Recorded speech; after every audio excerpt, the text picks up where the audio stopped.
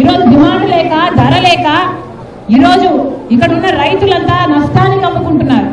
మరి చంద్రబాబు గారు దానికి ఏం సమాధానం చెప్తారు? మార్కెట్ వస్తుందన్నారు, డైరెక్ట్ గా కొనుగోలు చేసేటట్టు చేస్తామన్నారు. మరి వాళ్ళు ఎందుకు రాలేదు? వాళ్ళైనా కనీసం 1200కి ఎందుకు కొనటం లేదు?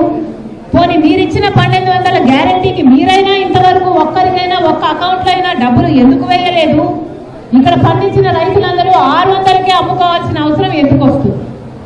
చంద్రబాబు గారు సమాధానం చెప్పాలి. మళ్ళీ చెప్తున్నా, చాలా మంది రైతులకి ఇక్కడ డిఫరెన్స్ అమౌంట్ వేస్తారు అన్న నమ్మకం లేదు. చంద్రబాబు గారు ప్రత్యేకంగా ఉల్లి రైతుల మీద దృష్టి పెట్టి ఆ డిఫరెన్స్ అమౌంట్ పడేటట్టు చేయాలి. ఎందుకంటే ఇంతవరకు కూడా ఒక్క రైతు అకౌంట్లో కూడా ఆ 1200 మొత్తము 1200 ఎంతైతే చంద్రబాబు గారు చెప్తున్నారు మద్దతు ధర ఇస్తామని 1200 ఏ ఒక్క రైతుకి ఇవ్వలేదు.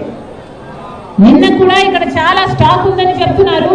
ఆ స్టాక్ నంతా దాచేశారని చెప్తున్నారు. ఆ స్టాక్ ఉన్నంత కాలం మేము ఎట్లా కొంటామని ఈ రైతుని సతాయిస్తున్నారని చెప్తున్నారు. ఇన్ని ఇబ్బందులు ఇక్కడ ఉన్నాయి. చంద్రబాబు గారు ప్రత్యేకమైన దృష్టి పెట్టాల్సిన అవసరం ఉంది. కాబట్టి చంద్రబాబు గారు, కాంగ్రెస్ పార్టీ డిమాండ్ చేస్తుంది, ఈ రైతులందరికీ కూడా ఏదైతే అసలు 1200 సరిపోదని చాలా మంది రైతులు చెప్తున్నారు. కనీసం 2000, 2500 మద్దతు ధర ఉండాలి. లేకపోతే ఉల్లి పండించిన రైతులకి అసలు గిట్టుబాటు కానే కాదు అని చెప్తున్నారు. కాంగ్రెస్ పార్టీ ఇవన్నీ సమస్యలన్నీ విన్న తర్వాత చంద్రబాబు గారిని, కూటమి ప్రభుత్వాన్ని డిమాండ్ చేస్తుంది. అసలు మద్దతు ధరను కూడా పెంచాల్సిన అవసరం ఉంది. ఉల్లికి మద్దతు ధర కనీసం 2400 రూపాయలైనా ఉండాలి అని కాంగ్రెస్ పార్టీ డిమాండ్ చేస్తుంది.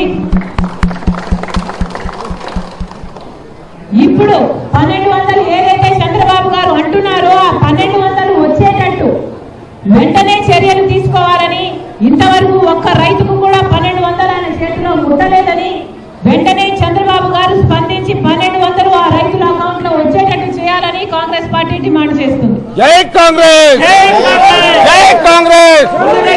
వర్ధిల్లాలి షర్మిలమ్మ నాయకత్వం, వర్ధిల్లాలి షర్మిలమ్మ నాయకత్వం.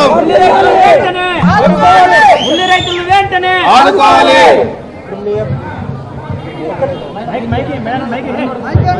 మీ అబ్బాయి రాజారెడ్డి ఫస్ట్ టైం వచ్చాడు. ఏమన్నా పొలిటికల్ అవకాశం ఉందా?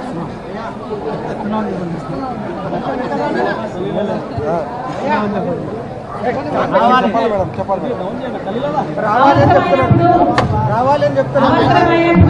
రాజారెడ్డి గారు ఆంధ్ర రాష్ట్ర రాజకీయాల్లో తప్పకుండా అడుగుపెట్టారు.